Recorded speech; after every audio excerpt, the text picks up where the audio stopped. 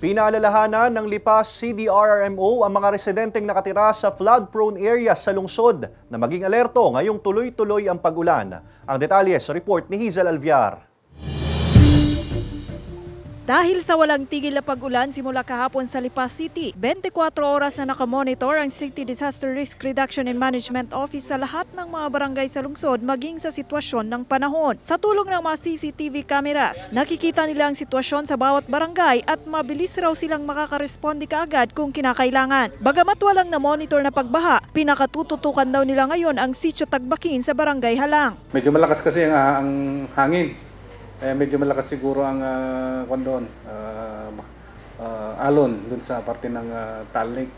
Actually may tao tayo doon na sadya nandun na. Nakaantabay na rin daw ang mga tauhan ng SIPOS sakaling magkaroon ng aberya sa mga kalsada sa lungsod dulot ng pag-ulan. Mahigpit naman ang paalala ng Lipas CDRRMO sa mga residente sa lungsod na maging alerto at i-report sa kanilang tanggapan sakaling may mga maranasang epekto ng pag-ulan sa kanilang mga lugar. Pinag-iingat din lalo ang mga nakatira sa mga flood-prone areas. Inaabisuhan ang mga residente na maging handa anuwang oras. Kung may mga lakad na hindi naman masyadong importante, pagpaliban muna.